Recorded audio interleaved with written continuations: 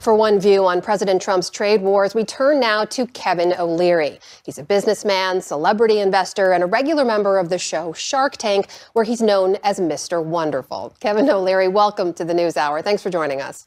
Great to be here. Thank you. So let's start with this legal back and forth when it comes to the president's tariffs just today, and things are changing fast, I should note. But as we speak, 2 federal courts have blocked those tariffs from going into place. An appeals court has granted the president a temporary stay. Is it clear to you and other business leaders where things stand right now on this front? It shows that the executive in this case, and this happens in every administration, is pushing the boundaries in terms of what they believe they can do without getting any kind of feedback from the courts, and the courts are feeding them back. And we're seeing Trump is pushing the edge. And if you're an investor like I am, you don't really care about the politics. You certainly don't make money on politics. You make money on policy. So you're trying to figure out, as you watch these signals, what the end game is going to be. What is the policy going to be? Trump is unique in the, if you look back in history, no administration's ever tried to negotiate 60 deals simultaneously, of which 18 matter. They're 70% of the trade. And so it's going to take a little longer. The courts are telling you through these decisions that not so fast, Bubba Louie, as they say. You've got to go through a process, and that's exactly what's happening.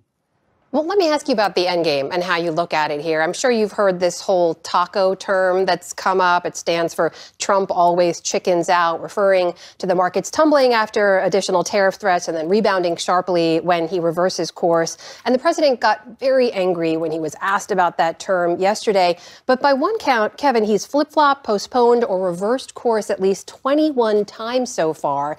You know the man. Is this negotiation tactic or chaos? You've got to learn with Trump, now this is his second term, that there is a lot of noise and then there's a signal. These are two different things. If you focus on the noise, you get distracted, and 50% of the market and 50% of the world has Trump derangement syndrome, and I completely understand that. I don't bother with that. That's a waste of time. I focus on the signal. The signal he's sending out since the beginning, since his first mandate, since his first term, is he's not happy with the trade situation worldwide vis-a-vis access to the U.S. markets, and he wants to balance them. Clearly, what Trump is doing here with the 17 countries, including the EU, Britain, India, Japan, Canada, Mexico, is a set of new trade terms. And I think we're going to get kind of to a reciprocal 10%. That's my own assumption. I'm investing that way. And so far, the markets have rewarded me for taking the long view. China is a separate deal. It's a completely separate kettle of fish. And I'm very glad that they came to the table in Geneva a few weeks ago, and that's ongoing too. With Trump, whether you like him or hate him, and it's 50-50, focus on the signal, not the noise. You'll get nowhere with the noise. The signal is what matters. So let me ask you about another policy you've been vocal on, because we should know you do teach at Harvard Business School, and you have been critical of the White House policy to block international students from enrolling there. Why is that? What do you think the president's missing on this front? I'm also critical of the stance that Harvard's taken, and I have to be careful. I'm an executive fellow. I support. Let me just disclose my association with Harvard. I'm an executive fellow there, have been for years. I support the entrepreneurship program. I teach international students and domestic students in the executive programs, the MBA, and the undergrads as well. And also to disclose, my son, who's an engineer, was accepted at Harvard and MIT, by the way, this year, and chose Harvard to go to school there. I think what has to happen is the president of Harvard, who, by the way, is Jewish, and he doesn't have a single anti-Semitic bone in his body. And many of the professors I work with there are Jewish as well. So I don't think it's an anti-Semitism issue at Harvard. Harvard cannot win the battle by suing the president of the United States. The president of Harvard has to get together with the president of the United States and work out whatever they're going to work out. Now, regarding the students, and you need to understand something here that I think I'm very passionate about.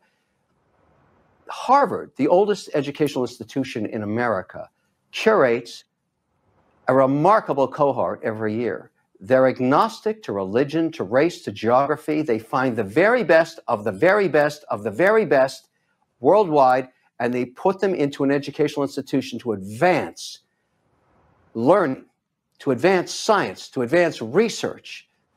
And they are the very best at it worldwide. Until recently. In terms of spending dollars right now, number one in the world is in Beijing.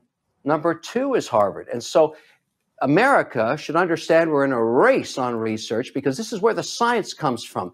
If we curate these people and they come to America and they check out, their background checks are checked out, why don't we offer them the ability to stay here and advance here, to grow their businesses here? Why would we train 37% of the smartest people on earth at Harvard and then kick them out of the country 24 months later? How stupid is that? Why don't we fix this now in this negotiation? Create a program and offer it to every single educational institution in America and say, look, if you're willing to make the pass, if you get actually invited, if you make the cut and you're invited to Harvard or to MIT or to Temple or to Notre Dame, I don't care. It doesn't matter which one. And you're willing to go through the scrutiny of background check and we approve you, we'll give you the golden ticket to stay here. Because I teach these students, they don't hate America. They want to stay here. They're the smartest of the smartest people on earth I've ever worked with. They're young. They're incredible individuals. Why in the world would we want to kick them out of here to go back to even a competing economy that decades later they build businesses that compete with us? How stupid is that? Let's fix this now.